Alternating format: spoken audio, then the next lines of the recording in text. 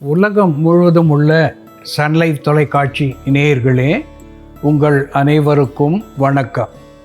இது நாட்டு மருத்துவம், நலம் தரும் மருத்துவம், எல்லோருக்கும் ஏற்ற பக்க விளைவுகள் இல்லாத பாதுகாப்பான பணச்செலவுகள் இல்லாத மருத்துவம். எளிய மருத்துவ கருத்துக்களை இந்த நிகழ்ச்சியிலே நாம் ஒவ்வொன்றாக பார்த்து பழகி பயன்பெற்று வருகின்றோம். இன்று சில மருத்துவ குறிப்புகளை நாம் தெரிந்து கொள்வோம்.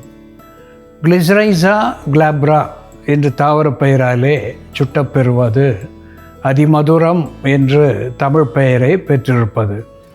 இந்த அதிமதுர சூரணம் நாட்டு மருந்து கடைகளிலே நமக்கு எளிதாக கிடைக்கக்கூடிய ஒன்று. இதில் கிளிசரின் என்று சொல்லுகின்ற வேதிப்பொருள் மிகுதியாக இருக்கிறது. இனிப்பும் இதிலே அதிகமாக இருக்கிறது. இந்த அதிமதுர சூரணம் அரை தேக்கரண்டி எடுத்து போதிய தேன் சேர்த்து காலை மாலை என்று இரு வேளை நாம் உள்ளுக்கு சுவைத்து சாப்பிடுவதனாலே சளி, இருமல் இவற்றையெல்லாம் போக்கி சுவாச பாதையை சீர் செய்து கல்லீரல் மண்ணீரலுக்கும் பலம் தந்து பசியை தூண்டக்கூடியதாகவும் இது விளங்குகிறது. நரம்பு மண்டலங்களுக்கும் நலம் தருகிறது. குழந்தைகளுக்கு பெரியவர்கள் உண்ணுகின்ற அளவிலே 1/4 கொடுக்கின்ற பொழுது அவர்களுக்கும் நுரையீரலை பற்றிய நோய்களிலே இருந்து விலக்கு ஏற்படும் என்பதை சுட்டிக்காட்ட விரும்புகின்றேன். அன்பான நேயர்களே, சோலனம் ட்ரிலோபேட்டம் என்று தாவர பெயராலே சுட்டப்பெறுவது தூதுவளை.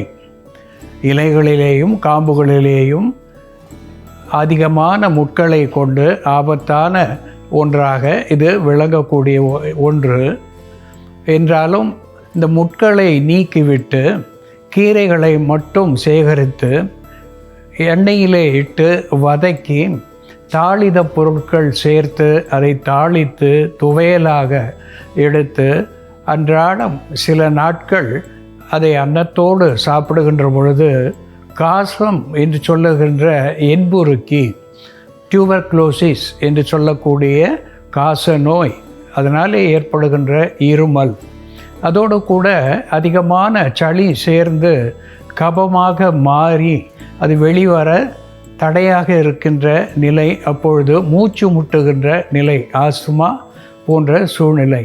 இப்படிப்பட்ட நிலையிலே இந்த தூதுவளை துவையலை சில நாட்கள் நாம் சாப்பிட்டு வருவதனாலே சுவாச பாதை சீர்பெறும்.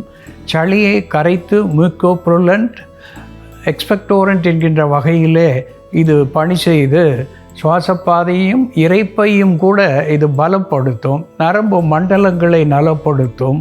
உடலும் பலம் பெறும். செயல் திறனும் மூளையினுடைய சிந்திக்கும் திறனும் அதிகமாகும் என்பதை இங்கே சுட்டிக்காட்ட விரும்புகின்றேன்.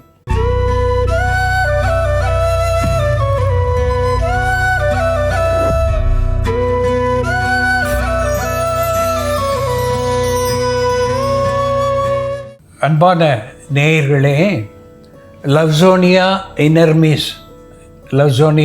இனர்மிஸ் என்று தாவர பெயராலே சுட்டப்பெறுவது ஹென்னா பிளான்ட் என்று ஆங்கிலத்திலே சொல்லப்பெறுவது கோரண்டா என்று தெலுங்கு பாஷையிலே இதற்கு பெயர் இரத்த கர்ப்பா என்று வடமொழி பெயரை இது பெற்றிருக்கிறது. இந்த இலைகள், பூக்கள் மணமுடையவையாக இருக்கின்றன.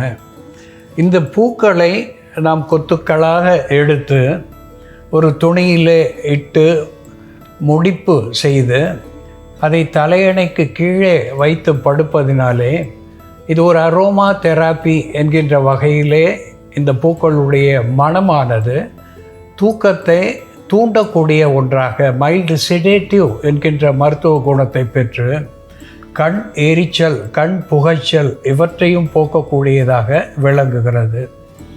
இதனுடைய இலைகள் அரைத்து விழுதாக நகங்களுக்கு தடவுகின்ற நிலையிலே பவழம் போன்ற ஒரு செம்மையான அழகான நிறத்தையும் வழுவழுப்பான ஒரு பலத்தையும் தரக்கூடியதாக நகங்களுக்கு மேல்பூச்சாக இது பயன் தருகிறது.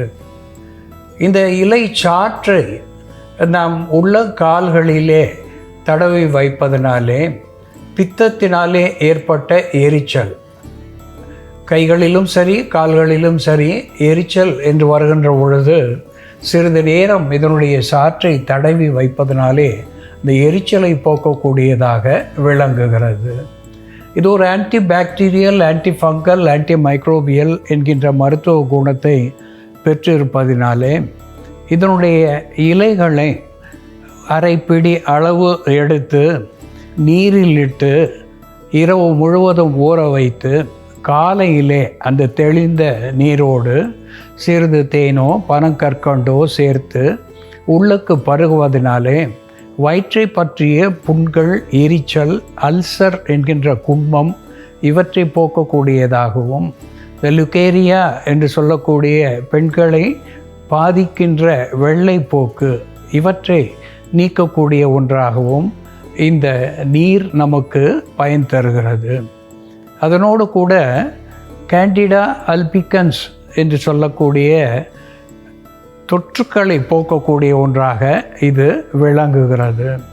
இந்த அத்லெட்ஸ் ஃபுட் என்று ஆங்கிலத்திலே சொல்லுவார்கள். விளையாட்டு வீரர்களுடைய விரல்களிலே புண்கள் ஏற்பட்டு அரிப்பு ஏற்படுவது, இதை போக்கக்கூடிய ஒரு மேற்புற மருந்தாகவும் இந்த மருதாணி என்று சொல்லக்கூடிய அழவனம் ஒரு அற்புதமான மருந்தாகி பயன் தருகிறது. இதை எப்படி மருந்தாக்கி பார்ப்பது என்ற செயல்முறையிலே பார்ப்போம், வாருங்கள். நேயர்களே, நாம் இன்னைக்கு மருதாணி செடியோட மருத்துவ குணங்கள் என்ன, மருதாணி செடியோட பாகங்களை எப்படி மருந்தாக பயன்படுத்துறதுன்னு பார்க்கலாம். முதல்ல நாம் மருதாணி செடியோட இலைகளை பயன்படுத்தி பெண்களுக்கு ஏற்படக்கூடிய ஒற்றை தலைவலி, தூக்கமின்மை, உடல் முழுவதும் ஏற்படக்கூடிய வலி, அதே போல் உடல் சூடு இவற்றை சரி செய்யக்கூடிய மருந்து எப்படி தயார் பண்ணுறதுன்னு பார்க்கலாம். இதற்கு தேவையான பொருட்கள்: மருதாணி இலைச்சாறு, காய்ச்சிய பசும்பால், பனங்கற்கண்டு. மருதாணி இலைகளை இந்த குச்சி, காம்பு இதெல்லாம் இல்லாமல் இலைகளை மட்டும் க்ளீன் பண்ணி வச்சுருக்கோம். இந்த இலைகளை அரைச்சி சாறு எடுத்துக்கலாம். மருதாணி சாறை நம்ம உள்ளுக்கு மருந்தாக பயன்படுத்தும் பொழுது மிக குறைந்த அளவில் தான் பயன்படுத்தணும். 5 mlலேருந்து 10 ml வரைக்கும் தான் நம்ம அதை யூஸ் பண்ணலாம். அதற்கு மேலே நம்ம எடுத்தோம்னா வாந்தி, குமட்டல் போன்ற பிரச்சனைகள் வரும். அதனால் மிக குறைந்த அளவில் நம்ம பயன்படுத்தலாம். இதே சாராக பயன்படுத்தாமல் ஊறல் நீராக பயன்படுத்தும் பொழுது 1 பிடி அளவு மருதாணி இலையை எடுத்து நம்ம ஒரு 200 ml அளவு தண்ணியில் இரவு முழுக்க ஊற வச்சுட்டு காலையில் அந்த தண்ணியை குடிச்சிக்கலாம். கொஞ்சமாக பனங்கற்கண்டு சேர்த்துக்கலாம். இது கொஞ்சமாக நம்ம அரைக்கும் பொழுது மிக்சியில் சரியாக அரைப்படாது. அதனால் அம்மியில் வச்சு அரைச்சோம்னா ஈஸியாக சாறு எடுத்துக்கலாம்.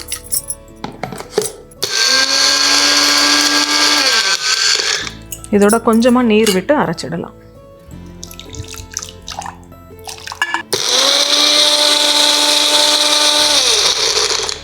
இதை பிழிஞ்சு சாறு எடுத்துடலாம். நமக்கு மிக குறைந்த அளவு தான் இதோட சாறு தேவைப்படும். 10 ml அளவுக்கு சாறு எடுத்துக்கலாம். மருதாணி இலைகள் நம்ம கையில் வைக்கும் பொழுது மருதாணி இலைகள் நல்லா கலர் சிவந்து வரணும் அப்படின்னா அதோட எலுமிச்சம்பழச்சாறு மிக்ஸ் பண்ணிவிட்டு நம்ம அரைச்சோம்னா நல்லா சிவந்து வரும். முன்பெல்லாம் கொட்டைப்பாக்கும் புளியும் வச்சு அரைப்பாங்க. அப்படி செஞ்சாலும் நல்லா சிவந்து வரும்.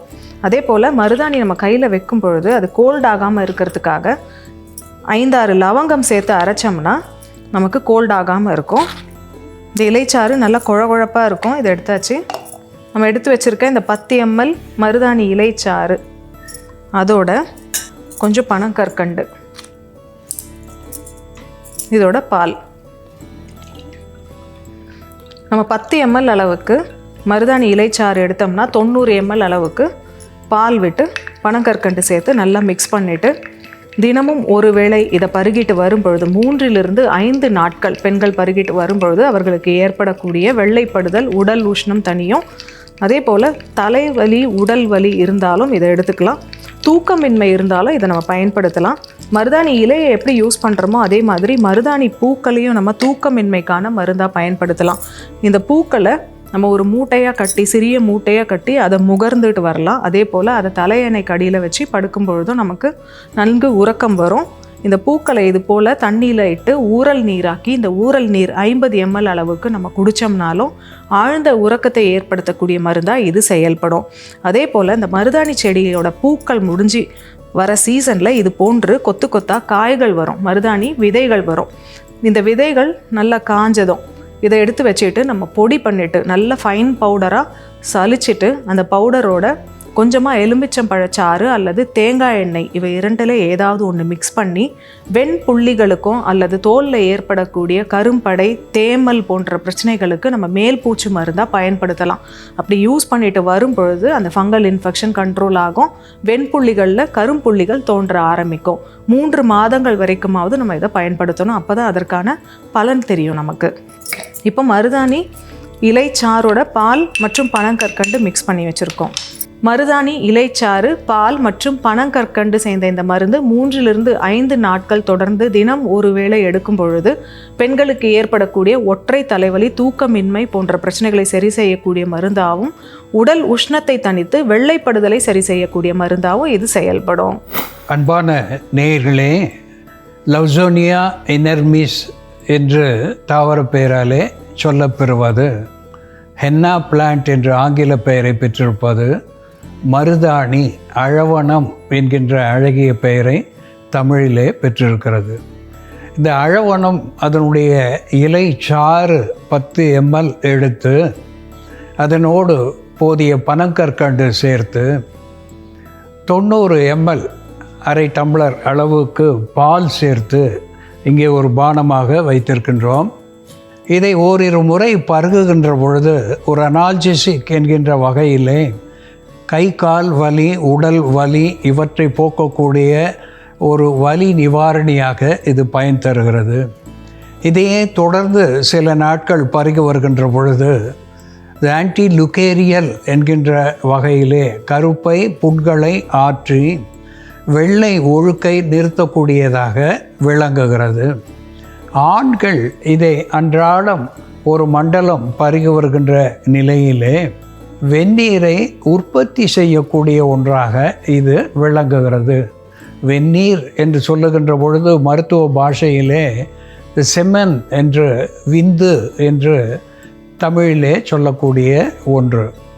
விந்து குறைபாடு, விந்து நீர்த்த நிலை இவற்றை போக்கி விந்து உற்பத்தியை அதிகப்படுத்தக்கூடிய ஒன்றாக ஆண்களுக்கு இது பயன் தருகிறது.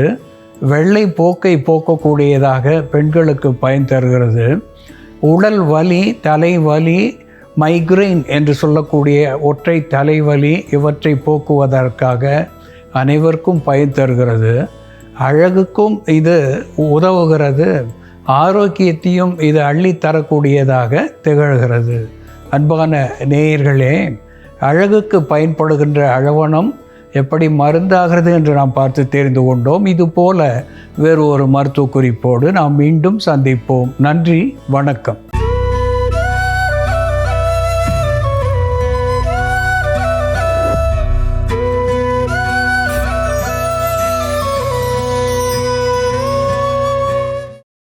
இன்னும் பல வீடியோக்களை காண சன் லைஃப் சேனலை சப்ஸ்கிரைப் பண்ணுங்க.